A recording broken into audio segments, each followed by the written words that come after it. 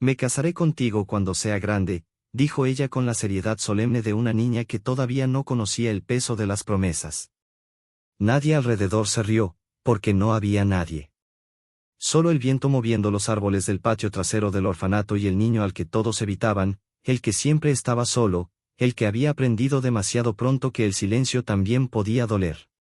Él tenía 11 años y una mirada que parecía más vieja que los muros agrietados del edificio. Los cuidadores lo llamaban problemático, los otros niños, raro. No era violento ni cruel, simplemente distinto, como si hubiera nacido con un recuerdo que nadie más podía ver. Cuando hablaba poco, lo hacía con palabras medidas, y cuando callaba, parecía observar el mundo como si no le perteneciera.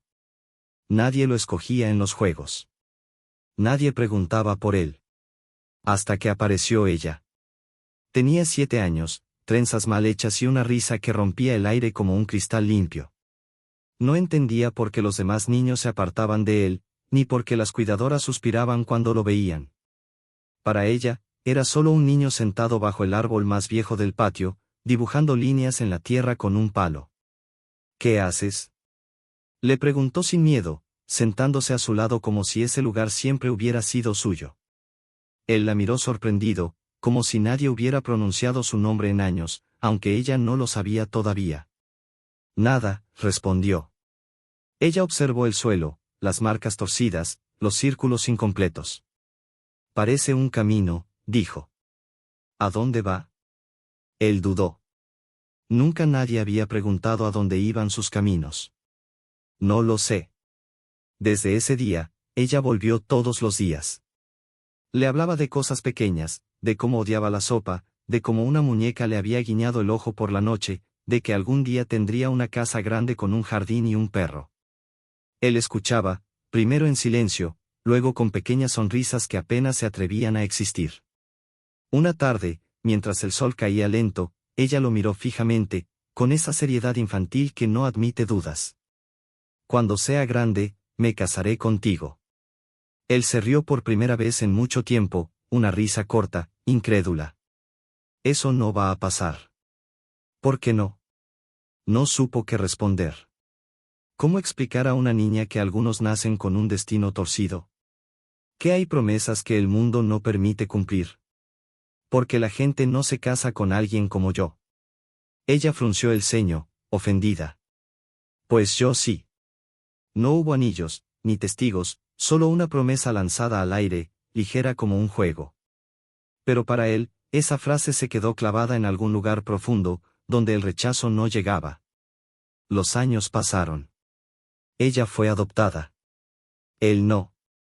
El orfanato se vació poco a poco, y el árbol siguió creciendo en silencio. Él se fue a los 18 con una mochila vieja y una determinación áspera. Aprendió a sobrevivir sin pedir nada. Trabajó donde nadie quería, durmió donde pudo, estudió de noche, se cayó muchas veces y se levantó sin aplausos. De ella no supo nada más. 30 años después, el nombre de él aparecía en revistas económicas, en conferencias, en salas donde el silencio se compraba caro. Nadie hablaba del niño rechazado. Solo del hombre frío, preciso, exitoso. Él tampoco hablaba del pasado. Había aprendido que la nostalgia podía ser un lujo peligroso. Hasta aquella invitación. Una fundación organizaba una gala benéfica para niños sin hogar. Él dudó en asistir. El lugar le revolvía algo en el pecho que prefería no tocar. Pero aceptó. A veces, enfrentar fantasmas era la única forma de mantenerlos a raya. El salón brillaba de luces y vestidos elegantes. Discursos pulidos, sonrisas calculadas. Él escuchaba a medias, con la mente lejos, hasta que una voz tomó el micrófono. Una voz que no había olvidado. No por el sonido exacto, sino por la forma en que le apretó el corazón. Ella hablaba con calma, con una emoción contenida que no necesitaba exageración. Contaba historias de niños invisibles, de promesas rotas, de cómo una sola palabra podía salvar una vida.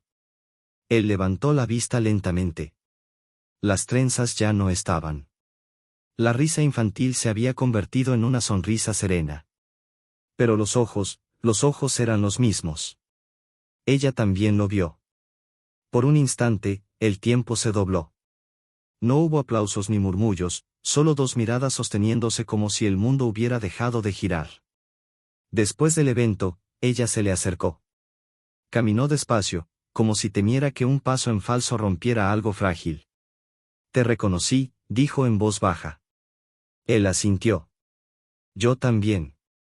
Hubo un silencio lleno de todo lo que no se dijeron en 30 años. Ella respiró hondo. Nunca olvidé lo que te dije. Él sonrió, esa sonrisa rara que solo aparecía cuando algo lo tocaba de verdad. Yo sí pensé que lo habías olvidado. No, respondió. Solo crecí. Caminaron juntos hacia la salida, hablando de cosas simples al principio, como dos desconocidos que se reconocen poco a poco. Afuera, la noche era tranquila. El ruido de la ciudad quedaba lejos. Ella se detuvo. ¿Sabes? Dijo. A veces me pregunté si aquella promesa fue injusta. ¿Por qué? Porque era una niña. No sabía nada del futuro. Él la miró con atención. Pero dijiste la verdad de ese momento. Ella bajó la mirada, sonriendo con una mezcla de nostalgia y algo más profundo, algo que todavía no tenía nombre. Tal vez, susurró. Tal vez aún no he terminado de cumplirla. Él no respondió enseguida. El viento movía suavemente los árboles del estacionamiento, y por un instante, volvió a ver el viejo patio, el árbol solitario, el camino dibujado en la tierra. El camino, dijo finalmente. Nunca supe a dónde iba. Ella lo miró, con los ojos brillantes. Quizás, dijo, todavía se está dibujando. Ella dio un paso más cerca, no invadiendo su espacio, sino reconociéndolo, como si ambos midieran con cuidado la distancia entre lo que fueron y lo que eran ahora. La noche parecía escuchar. Nunca dejé de pensar en ese niño, continuó ella. No con culpa, sino con curiosidad. Me preguntaba qué habría sido de ti, si alguien te habría elegido, si habrías encontrado un lugar donde no te miraran como si estorbaras. Él tragó saliva.